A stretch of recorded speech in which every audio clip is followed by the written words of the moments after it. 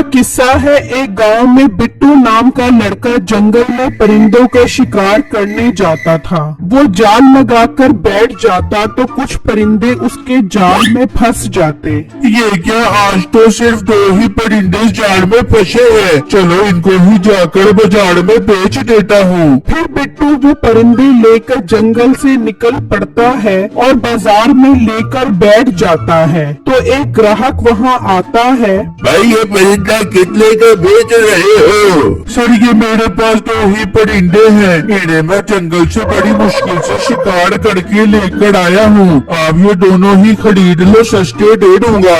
वो बात तो ठीक है, मैं दोनों ही खरीद लूंगा, लेकिन मेरे पास 200 रुपए ही है। ओ हेलो भाई, ये आपको 200 रुपए वाले परिंदे लग रहे हैं। जाओ जाओ अपना काम करो, मुझे नहीं बेचने आपको। न बेच, शाम तक भी बैठा रहेगा तो ये परिंदा नहीं बिकने वाला। वो तो मुझे तुझ पर तरस आ गया था कि गरीब है, इसका कुछ भला कर दो।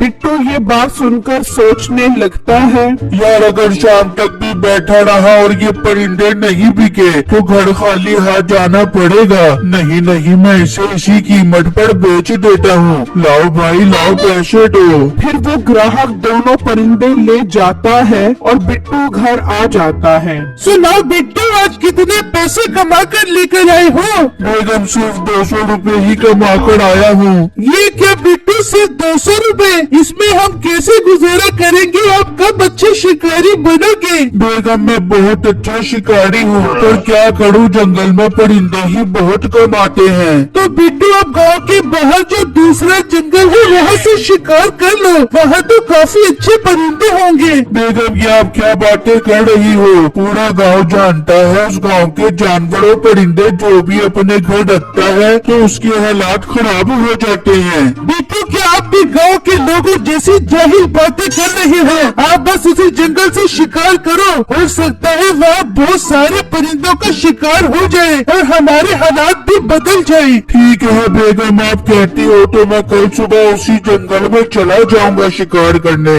फिर अगला दिन होता है और बिट्टू जंगल में आ जाता है और जाल लगाकर बैठ जाता है। तो एक कबूतर जाल में फंस जाता है। ये क्या, जाल में तो सिर्फ एक ही कबूतर फंसा है। मैं काम करता हूँ, थोड़ी देर और इंतजार करता हूँ, हो सकता है और परिंदे फंस जाएं। फिर बिट्टू वो कबूतर लेकर बैठ जाता है और इस तरह काफी देर हो जाती है। जब बिट्टू देखता है तो उसके जाल में कोई परिंदा नहीं फंसा होता है। मेरे अल्लाह, क्या मेरी किस्मत में इस जंगल में कोई भी शिकार नहीं लिखा। फिर बिट्टू उदास होकर वही कबूतर लेकर जंगल से निकल पड़ता है और बाजार बेचने आ जाता है। तो 2 बंदे उसके पास आते हैं। ओ भाई, क्या तू एक कबूतर की दुकान खोल कर बैठा हुआ है? भाई आज एक ही कबूतर का शिकार कर पाया हूँ मैं जंगल से। अरे सच बता, तू ये कबूतर कौन से जंगल से पकड़ कर लेकर आया है? भाई मैं झूठ नहीं बोलता, मैं ये कबूतर गांव के बाहर जो जंगल है वहाँ से पकड़ कर लेकर आया हूँ। आप खरीद लो, मैं सिर्फ 300 रुपए का दे दूंगा। तेरा दिमाग खराब हो गया है क्या? तुझे मालूम नहीं है कि उस जंगल के जानवर और परिंदे जो भी घर रखता है उसका घर तबाह बर्बाद हो जाता है। भाई ये सब फजूल बातें हैं, मैं इन बातों पर यकीन नहीं करता। बोटी कहती लगता है तू अकल कभी मोटा है। चल भाई निकल यहाँ से, हमें ये कबूतर नहीं लेना इससे। फिर वो दोनों बंदे वहाँ से चले जाते हैं। इस तरह शाम हो जाती है और बिट्टू का वो कबूतर नहीं बिकता। यार मेरा तो ये कबूतर नहीं बिका, अब खाली हाथ ही घर जाना पड़ेगा। मैं बेगम को क्या मुंह दिखाऊंगा कि आज कोई भी कमाई नहीं कर आया। खैर बिट्टू वो कबूतर लेकर घर आ जाता है और बीवी को सारी बातें बताता है। हाँ बिट्टू, अब हम क्या करेंगे? अब तो खाने को भी कुछ नहीं है। बेगम मैं तो पूरी मेहनत करता हूँ, अब मैं क्या करूँ? हमारी किस्मत में यही सब कुछ लिखा है। हाँ बिट्टू, ये तो आप ठीक कह रही हो। चलो फिर भूखे ही सो जाते हैं। जी बेगम, अब खाली पेट ही सोना पड़ेगा। आप जाकर सो जाओ, मैं ये कबूतर पिंजरे में रखकर आता हूँ। फिर बिट्टू वो कबूतर पिंजरे में रख देता है और वो दोनों सो जाते हैं। और फिर जब सुबह होती है तो उसकी बीवी दाना डालने पिंजरे के पास आती है तो देखकर हैरान रह जाती है कि कबूतर ने सुनहरी अंडा दिया होता है। बिट्टू बिट्टू, जल्दी आओ, यहाँ आकर देखो। तो बिट्टू भागता हुआ आता है। बिट्टू जी ये देखो, इस कबूतर ने सुनहरी अंडा दिया है। बेगम, लगता है अल्लाह ने हमारी सुन ली। अब हमारे दिन भी जरूर बदलेंगे। हाँ बिट्टू, अब हमारे दिन जरूर अच्छे आएंगे। आप एक काम करो, इस अंडे को मीठे भाई को जाकर बेचो। उसी गांव में मीठे नाम का लड़का सुनार की दुकान चलाया करता था। छोटे, मुझे बहुत सुस्ती हो रही है, जाकर कड़क चाय लेकर आ, वो पीऊंगा तो शायद सुस्ती कम हो जाए। फिर वो लड़का चाय लेने चला जाता है, तभी बिट्टू सुनहरी अंडा लेकर आता है। मीठे भाई, मैंने ये सुनहरी अंडा बेचना है। मीठा सुनहरी अंडा देखकर हैरान हो जाता है। बिट्टू, ये सुनहरी अंडा तुम्हारे पास कहाँ से आया? मीठे भाई, वो सब छोड़ो, कहाँ से आया और कैसे आया? आप ये बताओ, कितने रुपए का खरीदोगे ये अंडा?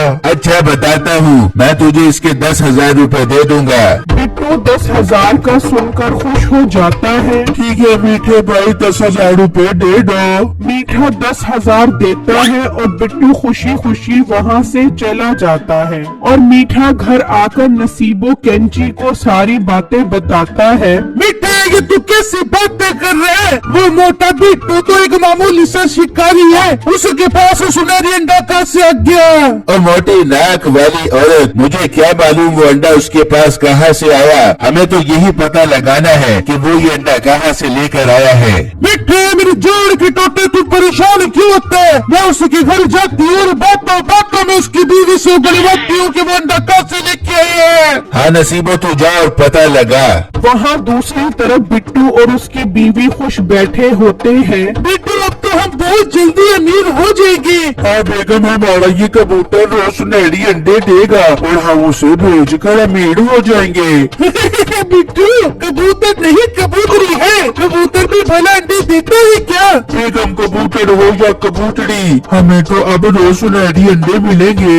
बिट्टू जी, इसी खुशी में आज आप बाजार से अच्छा खाना लेकर आओ। आज हम पेट भर के अच्छा खाना खाएंगे। ठीक है बेगम, मैं जाता हूँ और अच्छा खाना लेकर आता हूँ, वो भी रसोई से भरपूर।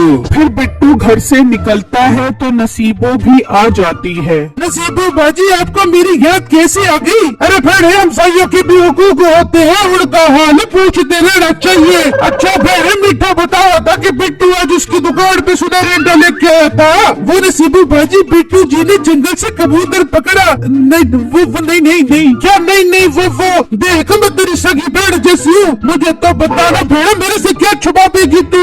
फिर बिट्टू की बीवी नसीबो को सारी बातें बता देती है। नसीबो सुनकर हैरान रह जाती है। फिर नसीबो घर आकर मीठे को सारी बातें बताती है। नसीबो, इसका मतलब हमें वो कबूतर चोरी करना पड़ेगा। मिठा, तेरी सोच बहुत छोटी है। अरे पागल, हम उस जंगल में चलते हैं, हो सकता है हमारे हाथ में ऐसी चीज लग जाती है जो सुनहरी बच्चे देती है। मोटी नाक वाली औरत, हमने जंगल में क्या संडे का शिकार करना है जो सुनहरी बच्चे देता होगा? हमें भी फिर उसी जंगल से कबूतर का शिकार करना होगा। हाँ बेटे, फिर तो उस कबूतर के अंडे को दुकान पे रख के बेचो और पैसे कमा भी हो। नसीबो, सब बातें छोड़, अब हमें जंगल निकलना चाहिए। फिर वो घर से निकल पड़ते हैं और जंगल में जाल लगाकर बैठ जाते हैं। तो उन्हें एक आवाज आती है। नसीबो, ये तो मुझे शेर की आवाज लग रही है। बेटे, आवाज नहीं, वो देखिए ना, भाग।